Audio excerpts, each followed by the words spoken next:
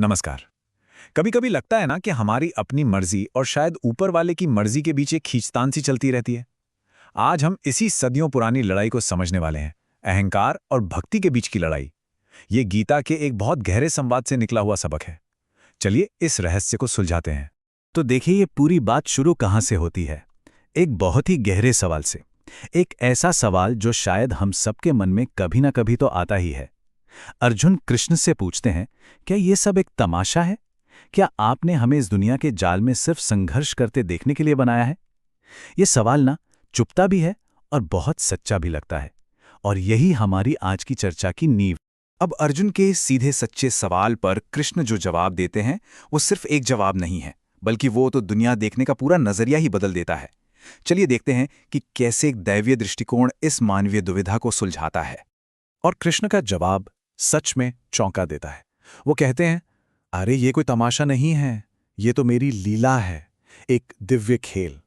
और वो कहते हैं कि इस खेल में मदद तो हमेशा हाजिर है, पर भाई एक शर्त है। और शर्त ये नहीं कि किसके पास क्या है, बल्कि ये है कि कोई देख किधर रहा है, खुद की तरफ या मेरी तरफ। तो आखिर वो शर्त है क्या? मतलब भगवान अपनी मदद के बदले में चाहता क्या है? और इसका जवाब जान के ना थोड़ी हैरानी हो सकती है, क्योंकि सच बताऊं, हम में से ज्यादातर लोग यहीं पर गलती कर बैठते हैं। देखिए, हम लोगों को क्या लगता है कि बड़े बड़े चढ़ावे चढ़ा दो, महंगे अनुष्ठान कर लो तो भगवान खुश हो जाएंगे।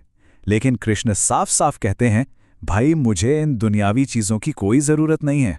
उन्हें जो चाहिए वो बहुत ही सरल है, पर हां बहुत कीमती भी। एक तो सच्ची श्रद्धा और दूसरा एक साफ दिल। और गीता का ये मशहूर श्लोक है ना, पत्रम पुष्पम फलम तोयम, ये इसी बात को पक्का करता है। मतलब भक्ति में इतनी ताकत है कि सच्चे दिल से दिया हुआ एक पत्ता भी सोने के महलों से कई ज्यादा कीमती है। बात यह है ही नहीं कि कोई क्या दे रहा है, बात तो यह है कि किस भाव से दे रहा है। तो चलिए अब आते हैं इस पूरी चर्चा के दिल पर, यानी अहंकार और भक्ति। और ये सिर्फ दो अलग अलग फीलिंग्स नहीं है, नहीं, ये तो जिंदगी जीने के दो एकदम उल्टे रास्ते हैं। आइए इन दोनों रास्तों को थोड़ा और पास से देखते हैं। अहंकार, इसको हम सिर्फ घमंड समझ लेते हैं, पर यह उससे कहीं ज्यादा गहरा है।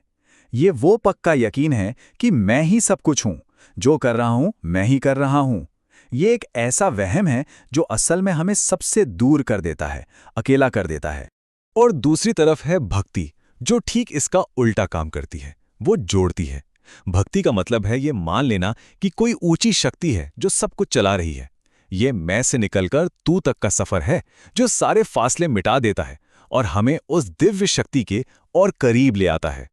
और देखिए, इतिहास उठाकर देख लीजिए, जब जब अहंकार ने सिर उठाया है ना, उसका अंत हमेशा विनाशी हुआ है।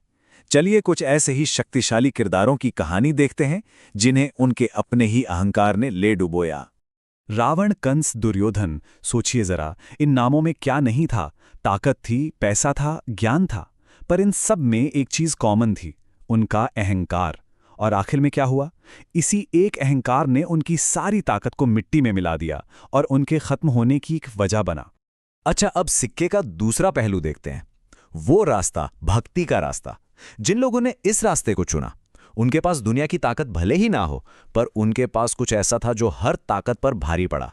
प्रहलाद, मीरा, सुदामा, सोचिए इनके पास क्या था? न सेना, न महल, न दौलत। दुनिया की नजरों में तो ये लोग बिल्कुल कमजोर थे, लेकिन उनकी भक्ति में इतनी शक्ति थी कि खुद भगवान को उनकी रक्षा के लिए आना पड़ा। आज इतिहास उन्हें उनकी भक्ति से याद करता है, उनकी दौलत या ताकत से नहीं। और ये कोई इत्तेफाक नहीं है, सुनिए, ये तो कृष्ण का वादा है, उनका आश्वासन है। गीता में वो साफ कहते हैं कि जब भी कोई भक्त उन्हें सच्चे दिल से पुकारता है तो वो खुद आते हैं, संतुलन बनाने के लिए और अपने भक्त की रक्षा करने के लिए। तो अगर पूरी बात को एक साथ देखें तो हमारे सामने दो रास्ते हैं। एक तरफ है अहंकार, जो कहता है मैं ही सब कुछ हूं और जो हमें अंधेरे और अकेलेपन की तरफ ले जाता है। और दूसरी तरफ है भक्ति, जो कहती है ईश्वर ही सब कुछ है और जो रोशनी और आजादी का रास्ता है। चुनाव बिल्कुल साफ है। तो सवाल ये उठता है कि ये जो सदियों पुरानी बातें हैं, इनका आज हमारे लिए क्या मतलब है? देखिए, ये सिर्फ एक कहानी नहीं है, ये एक चॉइस है, एक ऐसा चुनाव जो हम हर दिन करते हैं, हर पल करते हैं, गुलामी का या आजादी का। तो यहां से क्या लेके चलें? रास्ता ना सुनने में बहुत सीधा है, भले ही उस पे चलना थोड़ा मुश्किल लगे। पहला कदम है अहंकार को थोड़ा सा साइड में रखना, ये मान लेना कि भाई सब कुछ सिर्फ मेरे कंट्रोल में नहीं है। और दूसरा कदम भक्ति को अपनाना, उस ऊंची शक्ति पर भरोसा करना।